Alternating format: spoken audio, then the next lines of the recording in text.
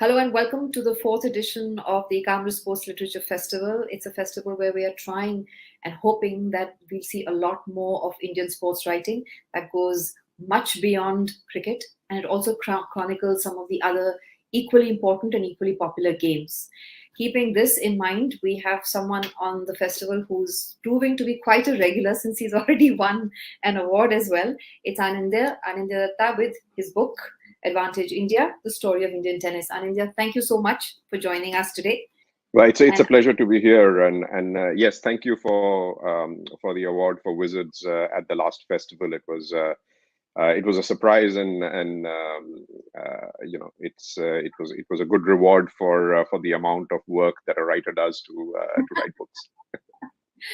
well, I'd like to begin by saying tremendously well researched book, amazing stuff from the beginning of your book to the end, even where you're talking about the future of Indian tennis. There's a lot, I'm sure, that readers will find that they haven't ever read before. Now, that in this country, we've got a lot of stuff on cricket, a lot of websites, a lot of research. Other than that, there is no other sport which has any chronicled research. Did you face a lot of challenges writing this book? And was that one of the reasons you wrote this book?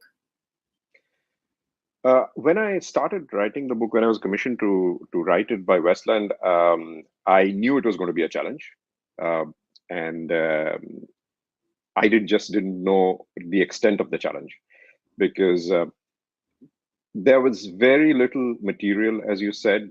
I'd say the amount of material that's there in Advantage India, the research that I did, barely 10% of it existed in writing as chronicled stories.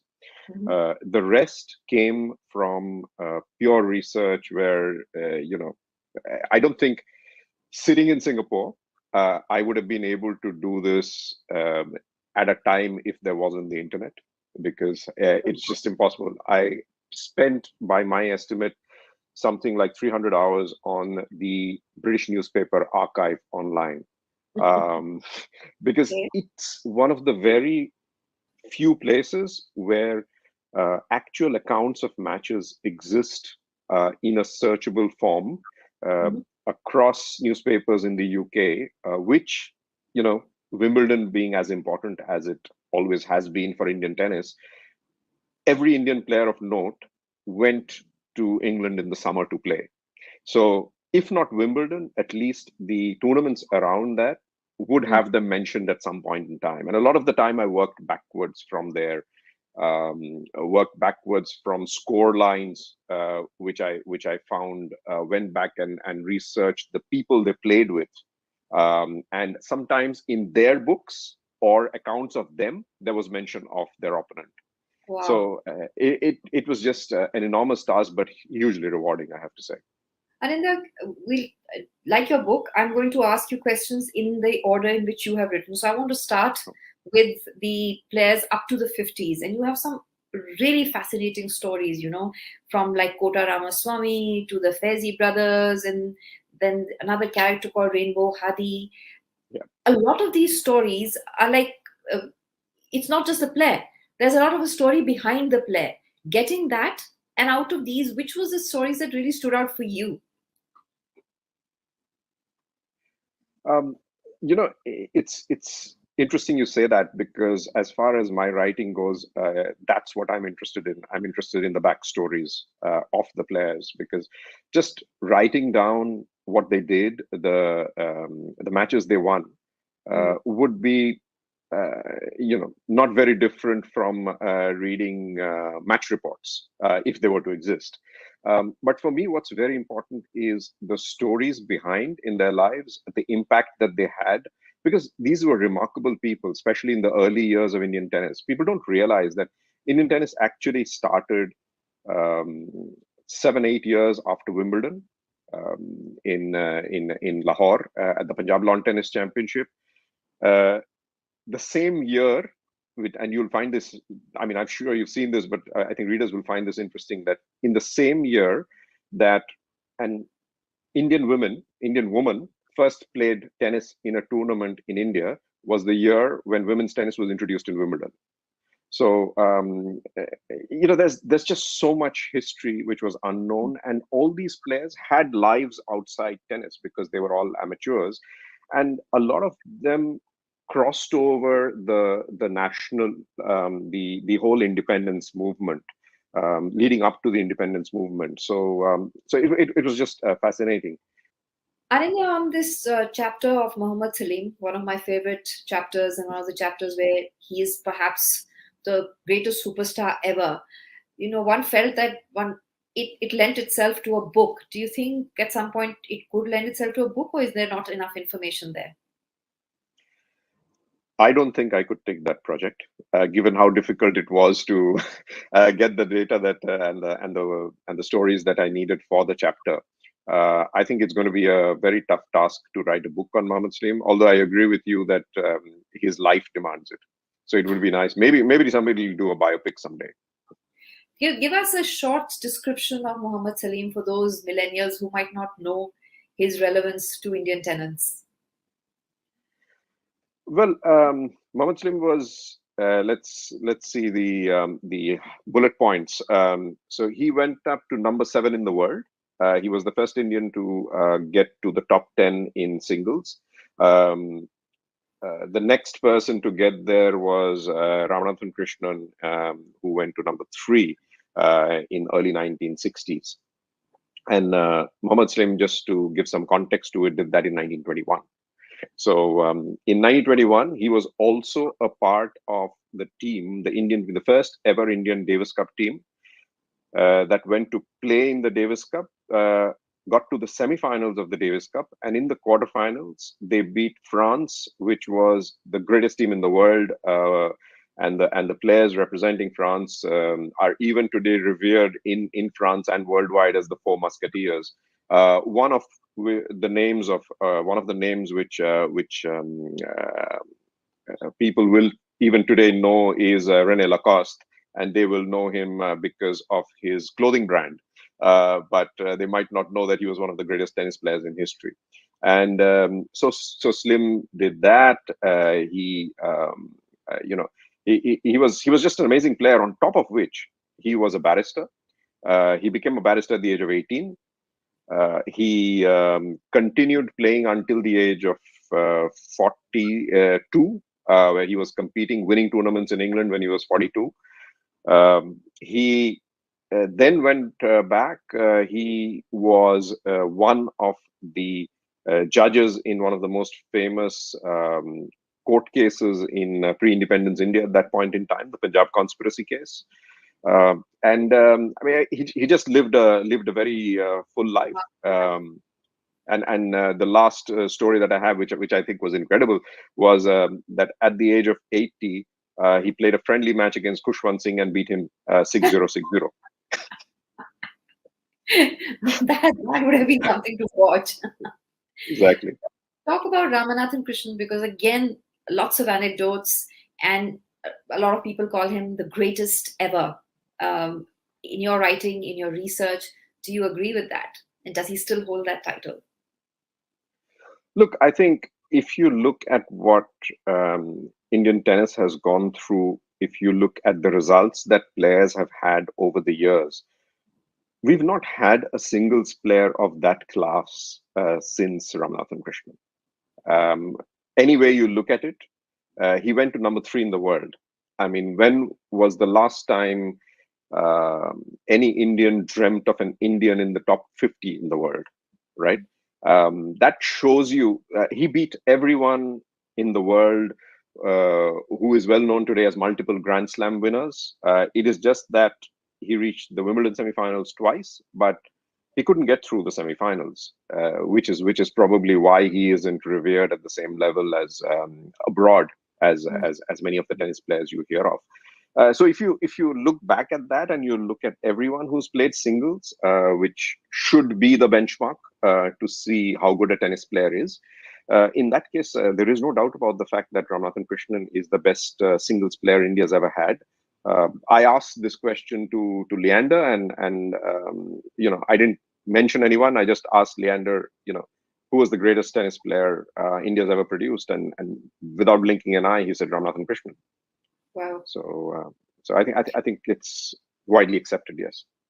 Is there any player during your research that you found who had everything, the talent, the support, the opportunity, but flamed out too soon, or was, missed things by a whisker? Well, I guess in post-independence India, that would be Vijay Amritraj, because no, there's no doubt about the fact that Vijay achieved a lot in his career, and he was the backbone of Indian tennis for many years. But I think Vijay will be the first to admit that reaching the quarterfinals of Grand Slams as the highest that you can go was probably a waste of his talent. I mean, he was at his peak. Time magazine had this famous cover. Sports Illustrated, sorry, had this famous cover, the ABC of tennis, Amritraj Borg corners. And that was how they were ranked. It wasn't even alphabetical. It was about how talented the three were. And he was winning everything. But then I think he just didn't have what it took for someone like a Borg or a Connors or a McEnroe after that, to that killer instinct to go in and You also win it. mentioned his match against Ken Rosewall and how that was one particular mistake he made in strategy that could have led to perhaps a final or perhaps a far larger win.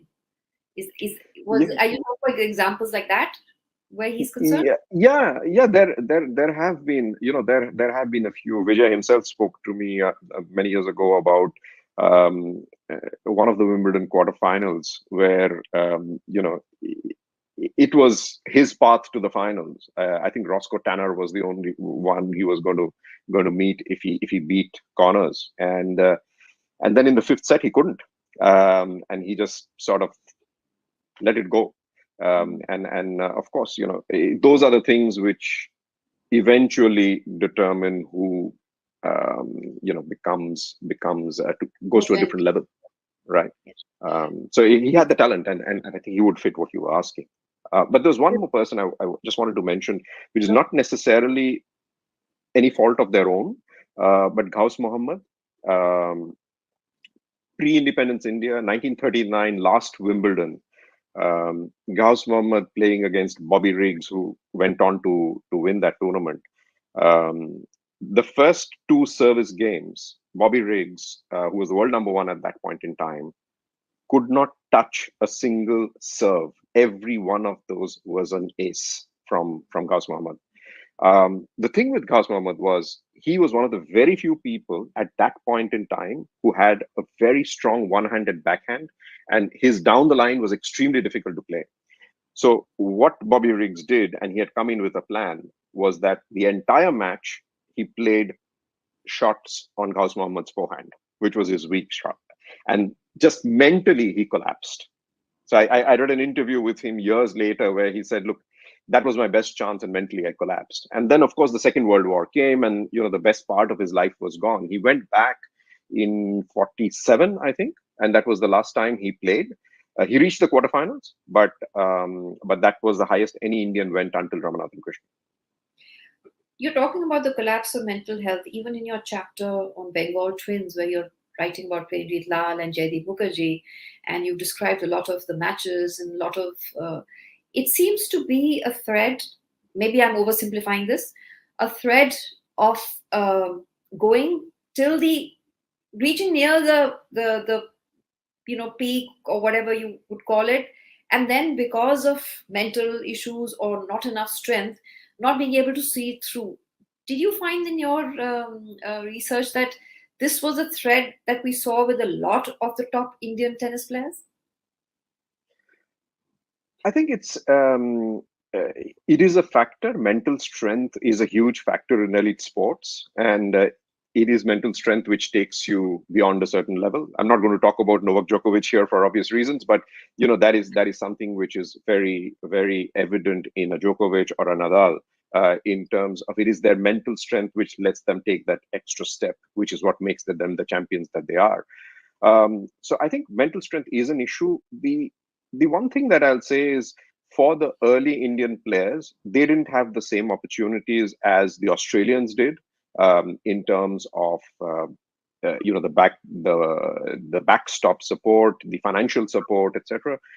So it was a hard grind for them, and on top of that, unlike today, there was no one to help you. You were alone. You had no support team. You had even your parents couldn't afford to go there because money was a huge problem. So they somehow managed to get there, but there was no support system around them whatsoever. So that is a very difficult thing, I think, for an elite athlete at that stage when there's nobody to turn to when you want to sort yourself out mentally.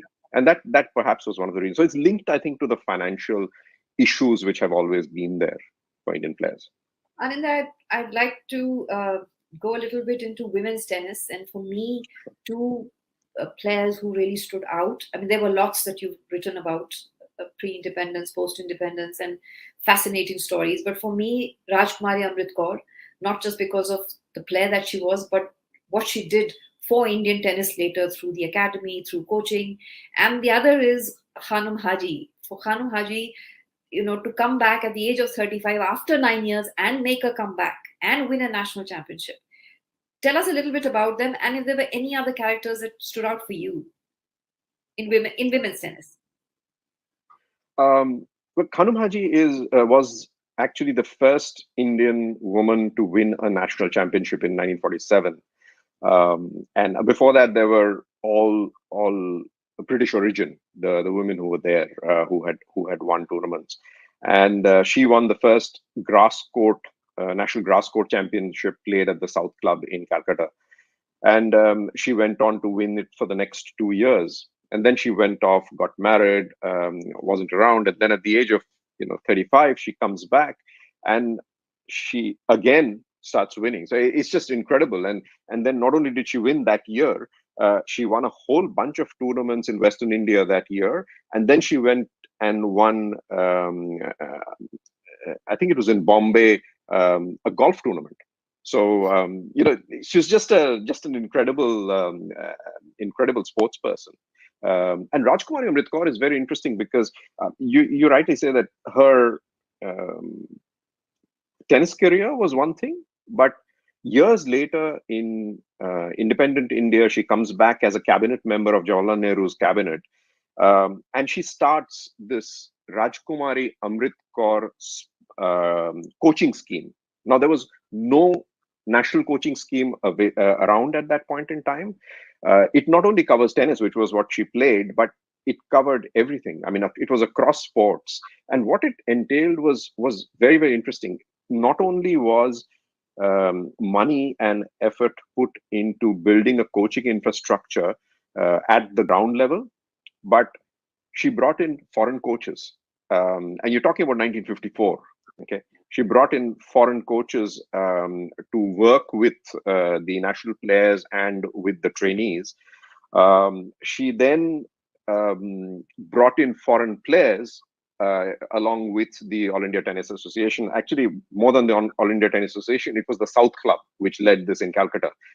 They were leading the effort, where tournaments started being organized across India, in towns, in villages, during the off season for world tennis. So now you have a full season going into the Australian Open, but earlier between the US Open and between the Australian Open, there was nothing. There was no tennis. So the top players in the world traveled to India to play in the winter across all these tournaments. And imagine what it did to the quality of Indian players. So I think Rajkumari Amritkaur's contribution is fantastic. So people like Premjit Lal, Jaideep Mukherjee, they came out of that coaching scheme in Calcutta. So I think she has a huge part to play even in men's tennis. Right. I want to now talk a little bit about your writing process, because you're a very unusual writer. Not only have you written 6 books, you're not a journalist, sports journalist. You have actually written books, amazing books on cricket, and then you moved to tennis. So for anyone out there who's like an aspiring sports writer, sports author, I would say, tell us a little bit about the process for you personally, the writing process. Sure. Look, I mean, when you write on sports and you write on sports history, first you have to be keenly interested in the sport. So it's rather difficult because I get asked all the time, why don't I write about Indian hockey, or why don't I write about some other sport? And I have to be as deeply invested in the sport to be able to cogently tell that story and go into the depths of it. I mean, I could probably do it, but you really have to be. So cricket and tennis are the two sports which I obviously grew up playing cricket, and I still play tennis. So these are sports which interest me deeply. The other part of it is that I don't think I would ever describe myself as a sports historian, but I would describe myself as a storyteller. So I want to tell stories which people have forgotten, but which people deserve to know and which deserve to be chronicled, because otherwise we're just going to completely forget it in another 20, 30 years. So if you like, that's part of the mission of my life, just because I enjoy doing it. I enjoy bringing out the stories. I think the people about whom I'm writing deserve to have their stories told. If you look at Advantage India, I mean, I'm just so proud of the first half of the book. The second half, Ramanathan Krishnan onwards, of course, most people would know them. But the first half of the book, nobody knew 90% of the names of the people who I write about. And the thing is, they're just such incredible stories. They're such incredible human beings. So I'm very, very glad that I was able to chronicle that. And just to answer your question, the process is simple. I'm deeply invested in telling stories, but I'm also equally conscious that I'm writing about history. I'm not writing fiction. So I need to be personally sure about every piece of information that I put down on paper. Once in a while, somebody will, write to me, and which is very nice of them, will write to me and say that, look, you got this wrong because from my family history, I know that this person was actually married to that person, and you mentioned the wrong person because they have the same name. Now, I'm very happy to know that, because in the next edition, I'll fix that, right? But it's impossible to know that when you're doing the research and going back to old newspaper articles, But and they have the same name. how long did it take you to finish this book? This book was about 1 year of research, and maybe another 9 months to write it. So about a 2-year project, right? Yeah, I think it was about a 2 year project. I have a feeling you're going to be like a permanent feature with Ekamra, because you seem to be bringing out a book a year. So can I ask, as we end the interview, what is your next project all about? I'm not working seriously on a project at the moment. I've just been very busy setting up my own venture, which is also sports and leadership related. But I've just been very busy with that the last couple of years. So hopefully I'll come back to writing books soon. I'm writing quite a bit in terms of columns and on sports history. I write in the Print, First Post, and Sports Star, and a bunch of other places. Yeah. Right, Anindya, we look forward to a lot more books from you. Thank you so much for joining us, and Thank you, Shireen. again soon. Thank you. Thank you for having me. Yeah. Bye. Wish you all the best.